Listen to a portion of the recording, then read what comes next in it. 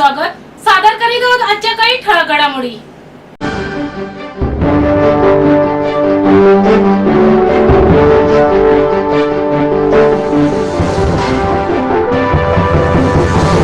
महायुती सरकार निर्णय घेणारे सरकार आहे. यासाठी महायुतीचे सरकार हवे. याकरिता येत्या 20 तारखेला महायुतीचे उमेदवार नजीमुल्ला यांच्या घड्याळासमोरील बटन दाबून त्यांना प्रचंड मताने विजयी करा, असे आवाहन मुख्यमंत्री एकनाथ शिंदे यांनी केले. ठाण्याचा मुख्यमंत्री असल्याने ठाणे जिल्ह्यात विकासाला पैसे कमी पडू दिले जाणार नाहीत. कल्याण लोकसभा क्षेत्रातील ज्यात मुंब्रा कळवा विधानसभा मतदारसंघ येतो, इथल्या विकास कामासाठी 5,000 कोटीचा निधी आणलाय. महायुतीच्या वचननाम्यानुसार मुख्यमंत्री लाडकी बहीण योजनेअंतर्गत माता भगिनींना 1,500 वरून 2,100 रुपये देणार आहेत. लाडक्या बहिणींच्या सुरक्षेसाठी पोलीस दलात 25,000 महिला पोलिसांची भरती केली जाणार आहे. शेतकऱ्यांची कर्जमाफी व 15,000 देणार. गरजवंताला अन्न वस्त्र रोटी कपडा मकान देणार. ज्येष्ठ नागरिकांची पेन्शन 1,500 वरून 2,100 करणार. जीवनावश्यक वस्तूंचे भाव 5 वर्ष स्थिर ठेवणार. 25 लाख रोजगार निर्मिती. 10 लाख बेरोजगार तरुणांना 10,000 प्रशिक्षण भत्ता देणार. 25,000 गावात पाणंद रस्ते करणार. आशा वर्कर्स व अंगणवाडी सेविकांना महिना 15,000 मानधन. शेतकऱ्यांचे वीज बिलात 30% सवलत. सरकार स्थापनेनंतरच्या 100 दिवसात व्हिजन महाराष्ट्र 2028 जाहीर करणार. टोरंट कंपनी बंद करणार.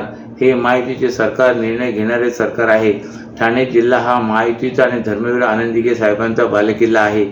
ठाणे जिल्ह्यातील कळवा मुंब्र्यावर दिघे साहेबांनी प्रेम केले. इथे युतीचे मतदार राहतात.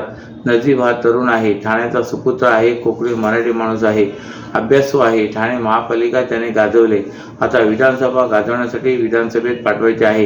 येत्या 20 तारखेला महायुतीचे उमेदवार लाडका भाऊ नजीमुल्ला यांच्या घड्याळासमोरील बटन दाबून त्यांना प्रचंड मताने विजयी करा, असे आवाहन मुख्यमंत्री एकनाथ शिंदे यांनी केले. शिवसेना आणि महायुतीचे उमेदवार प्रताप सरनाईक यांनी 15 वर्षात केलेल्या विकास कामांचा वचननामा आज पत्रकार परिषदेत प्रसिद्ध केला आहे. यावेळी 15 वर्षात केलेल्या विविध विकास कामांबाबत त्यांनी पत्रकारांशी संवाद साधला. घोडबंदर व लोकमान्य नगरमधील पाणी टंचाई समस्या सोडवण्यासाठी मुंबई महानगरपालिकेकडे 50 MLD पाणी पुरवठा करण्याची मागणी केली होती. ही मागणी आचारसंहितेपूर्वीच मुख्यमंत्री एकनाथ शिंदे यांच्या पुढाकाराने मान्य झाले. मुंबई महानगरपालिकेकडून 50 MLD पाणी ठाणे महानगरपालिकेला देण्याच्या निर्णयास मान्यता देण्यात आली. त्यापैकी 25 MLD पाणी केवळ घोडबंदर भागासाठी आरक्षित असणार आहे.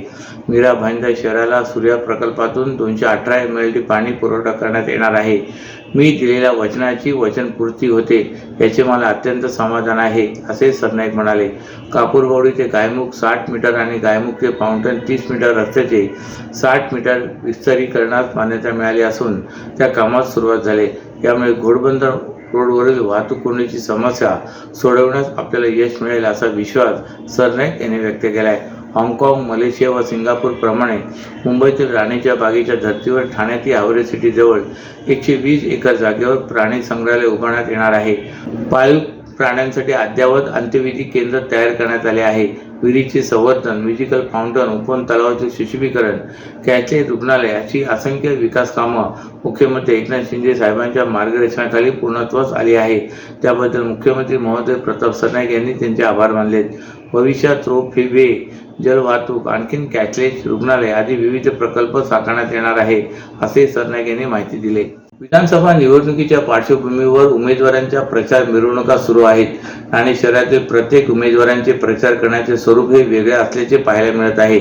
मिरवणुकीत गर्दी दिसण्यासाठी काही उमेदवारांकडून दिवसाच्या मोबदल्यावर रिक्षा चालकांना बोलावून मिरवणुकीत सहभागी केले जात आहे, तर काही उमेदवारांकडून रिक्षामध्ये ध्वनिक्षेपक तसेच उमेदवारांच्या छायाचित्रांचे फलक लावून ती रिक्षा मतदारसंघात फिरवली जात आहे. या प्रचाराने मिरवणुकांमध्ये रिक्षा चालकांना आच्छादन आल्याचे दिसत आहे. सर्वत्र विधानसभा निवडणुकीचे वारे वाहत असून उमेदवारांचा प्रचार आता अंतिम टप्प्यात आला आहे. मतदारसंघात सकाळी मिरवणूक तर संध्याकाळी सभा असे सध्या उमेदवारांचे वेळापत्रक ठरले आहे. प्रत्येक मतदारांपर्यंत पोहोचण्यासाठी उमेदवारांची तारेवरती कसरत सुरू असल्याचे दिसून येते. परंतु इतक्या कमी वेळात प्रत्येकापर्यंत पोहोचणे शक्य होत नाही। यासाठी उमेदवारांकडून वेगवेगळी शक्कल लढवली जात आहे। ठाणे शहरात ओळा, माजिवडा, कोपरी, पाचपकाडी, ठाणे शहर आणि कळवा मुंब्रा असे विधानसभा मतदारसंघ आहेत। शहरात या मतदारसंघातील उमेदवारांच्या प्रचार, मिरवणुका, मेळावे आणि सभा आयोजित केल्या जात आहेत। या मिरवणुकांमध्ये गर्दी दिसावी तसेच मिरवणुकीत कार्यकर्त्यांना पायी चालण्यास त्रास होऊ नये यासाठी रिक्षा चालकांना सहभागी केले जात आहे। या रिक्षांना पक्षाचा झेंडा लावून या रिक्षा मिरवणुकीत फिरवल्या जात आहेत। यासाठी रिक्षा चालकांना दररोजचा मोबदला दिला जात आहे। काही उमेदवारांनी रिक्षाला स्वतःचे छायाचित्र आणि उमेदवारांचे नाव, पक्ष व भरघोस मताने निवडून आणण्याचे आवाहन करणारे ध्वनिक्षेपक रिक्षांमध्ये लावले आहेत। महाराष्ट्रातील भगिनींना आधार देणारी राज्य शासनाची मुख्यमंत्री माझी लाडकी बहीण योजना। या योजनेअंतर्गत अल्प उत्पन्न गटातील 21 ते 65 वयोगटाच्या भगिनींना मिळणार दरमहा 1500 रुपयांची मदत। अर्ज करण्यासाठी 31 ऑगस्ट 2024 पर्यंत मुदतवाढ। कुटुंबाचं वार्षिक उत्पन्न 2.5 लाख रुपयांपेक्षा कमी असलेल्या महिला पात्र। कुटुंबाकडे पिवळं किंवा केशरी रेशन कार्ड असल्यास उत्पन्नाचा दाखला आवश्यक नाही। पांढरं रेशन कार्ड असेल किंवा रेशन कार्ड नसेल तर कुटुंबाचं वार्षिक उत्पन्न 2.5 लाखांपेक्षा कमी असल्याचा दाखला आवश्यक। योजनेसाठीचा ऑनलाईन अर्ज नारी शक्ती दूत ॲपवरून किंवा पोर्टलवर भरता येईल। ज्या भगिनींना ऑनलाईन अर्ज भरता येत नसेल त्यांच्यासाठी अंगणवाडी, ग्रामपंचायत, वॉर्ड ऑफिस, सेतू सुविधा केंद्रामध्ये किंवा आशाताई बचत गटाच्या CRP यांची मदत उपलब्ध। आता आपल्याला अभिमानाने म्हणता येईल, सुखी आणि सुरक्षित आहे माझी लाडकी बहीण। ठाणे महापालिकेच्या छत्रपती शिवाजी महाराज रुग्णालय आणि राजीव गांधी वैद्यकीय महाविद्यालयात फेस रीडिंग हजेरी मशीन बसवण्यात आली होती। त्याचा चांगला परिणाम पुढे आल्याने आता आरोग्य विभागाने 33 आरोग्य केंद्रासह प्रसूतीगृह, परिचारिका प्रशिक्षण केंद्र आणि पशुवैद्यकीय केंद्रावर अशाच पद्धतीची मशीन लावण्यात आले। यामुळे आता येथे लेट लतीफ येणाऱ्या डॉक्टर व इतर कर्मचाऱ्यांना या निमित्ताने शिस्त लागणार आहे। ठाणे महापालिकेच्या छत्रपती शिवाजी महाराज रुग्णालयात येणाऱ्या रुग्णांना अधिक चांगल्या पद्धतीने व वेळेत उपचार मिळावेत यासाठी पालिका प्रशासनाने काही धोरणात्मक निर्णय घेतले आहेत। यामध्ये छत्रपती शिवाजी महाराज रुग्णालय आणि राजीव गांधी वैद्यकीय महाविद्यालय याची कार्यक्षमता वाढवणे, रुग्णांना जलद सेवा मिळणे आणि रुग्णसेवेचा दर्जा वाढविणे, त्यातून रुग्णांना अधिक फायदा व्हावा या उद्देशाने विविध पावले उचलली होती। अनेकदा वैद्यकीय अधिकाऱ्यांसह कर्मचारी वारंवार गैरहजर राहणे, वेळेवर कर्तव्यावर हजर न राहणे आदी तक्रारींमुळे या ठिकाणी बायोमेट्रिक हजेरी प्रणाली बसवण्यात आली। त्याचा चांगला फायदा झाल्याचे निदर्शनास आल्यानंतर महापालिकेचे 33 नागरी प्राथमिक आरोग्य केंद्र, 6 प्रसूती केंद्र, प्राचार्य प्रशिक्षण केंद्रासह पशुवैद्यकीय केंद्रात या मशीन बसवण्याचा निर्णय घेतला होता।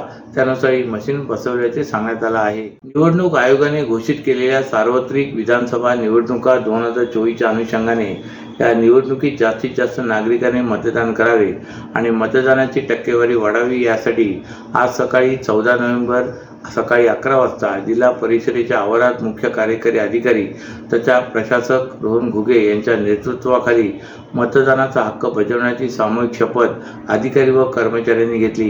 या सामूहिक शपथ कार्यक्रमात उपमुख्य कार्यकारी अधिकारी अविनाश पडतरे, जिल्हा आरोग्य अधिकारी डॉक्टर गंगाधर परगे, महिला व बालविकास विभाग प्रमुख संजय बागुल, कृषी विकास अधिकारी मुनीर मनोद्दीन वासोटीकर तसेच जिल्हा परिषदेचे अधिकारी व कर्मचारी मोठ्या संख्येने उपस्थित होते। तर दुसरीकडे ठाणे महापालिका मुख्यालयात मतदानाचा हक्क बजावण्याची सामूहिक शपथही घेण्यात आली। अतिरिक्त आयुक्त प्रशांत रोडे यांनी महापालिका कर्मचारी आणि उपस्थित नागरिकांना शपथ दिली। ठाणेचे जिल्हाधिकारी तथा जिल्हा निवडणूक अधिकारी आशिष शिंगारे यांच्या नेतृत्वाखाली राबवण्यात आलेल्या या सामूहिक शपथ उपक्रमाचे ठाणे महापालिका मुख्यालयातील कैलासवासी नरेंद्र बल्लाल सभागृहात आयोजन करण्यात आले होते। त्यात उपायुक्त अनघा कदम, माहिती व जनसंपर्क अधिकारी रवींद्र मांजरेकर आदी यावेळी उपस्थित होते।